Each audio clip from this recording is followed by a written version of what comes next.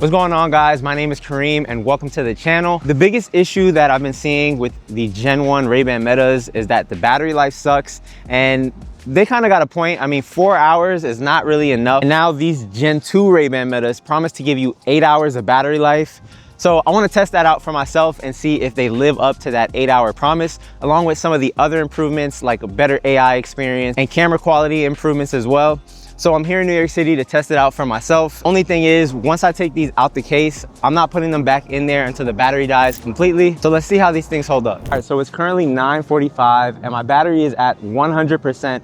But let's just see how it goes as the day continues. So as far as just like overall comfort, I personally think these are a lot more comfortable than last generations. I can definitely tell that these are a lot lighter than the last generations as well, especially when it comes to the Wayfarer version. Either the Headliner or the Wayfarer versions, they both just were a little bit too big for my head, and these ones just fit a lot more comfortably.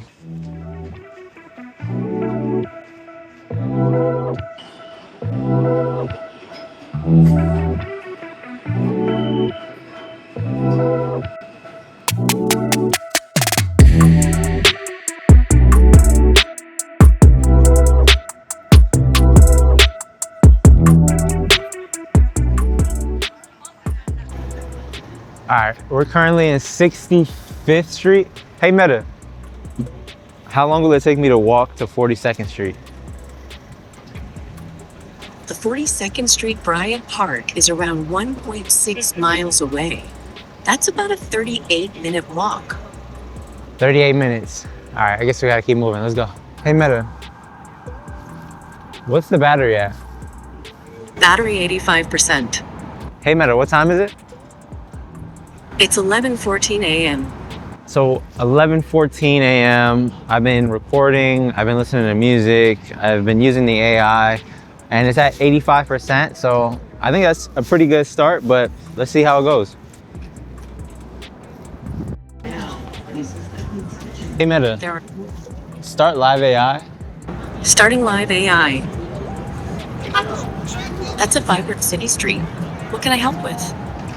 So I know the big thing with the new Gen 2s is that you can shoot in 3K at 30 frames per second, but an underrated feature is that now you can actually shoot in 1080p 60 frames per second, so you can get these slow-mo down shots like this, and it just gives you more flexibility and versatility with the glasses.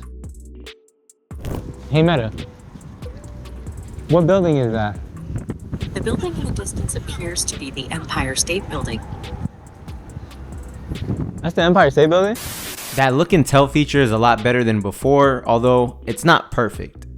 Hey Meta, what does that mean? Tir Nanog is a phrase from Irish mythology, meaning land of youth. It refers to a mythical place where people live forever in happiness and youthfulness. What am I looking at? You are looking at a person dressed in a Santa Claus costume standing on a sidewalk. Hey Meta, am I looking at a real person? Yes, this appears to be a real person dressed in a... All right, so it's currently 1:45, and hey Meta, what's the battery at? Battery 45%. Oh damn, okay, so the battery's at 45%, which I started a live AI session, and I think that kind of drains the battery the most out of everything that you can do on these glasses. But 45%, I mean, we're halfway there, and it's been, what, maybe like 5 hours? So I think that's pretty good. One of the first things I noticed with these Gen 2 glasses was just how much faster they are than the Gen 1. And that's especially true for like any AI request. The AI is a lot more conversational. So when you ask it a general question, instead of stopping, you can continue the conversation without having to say, hey Meta, so many different times. Hey Meta, what's the battery at? Battery 31%. Hey Meta, take a video. Glasses need more battery. Charge them for full functionality. So I'm currently at 31%, but it's not letting me shoot videos anymore. I don't know if this is because it's shooting at 3K, which probably takes up more battery, but this wasn't happening on the first generation glasses, only on the second one. So yeah, I'm definitely thinking it's at 3K. So even though I can't record video anymore, for some reason, under 30%, you just can't record anymore. I guess that's the difference between 3K and 1080p. But when it comes to the actual video quality, I think I've seen enough to formulate my own opinion. And that jump to 3K really doesn't make a difference. It's not something that I would say is worth upgrading for, but it is a little bit more detailed. Like if you were to zoom in and kind of compare the 1080 versus the 3K, but honestly, it's not worth upgrading for. I'd say the battery is probably the biggest difference that you can see between these two generations. But yeah, if you're just looking for camera improvements, I don't think it's that big a deal. So one thing I've been typically doing is turning the power switch on and off whenever I want to conserve battery. And it's definitely useful because at the end of the day, these are glasses, so you can use them for anything outside of the smart glasses functionality. And then when you do need the smart glasses functionality, you can just turn them back on. All right, so it's about 4 o'clock and it looks like the battery already tapped out.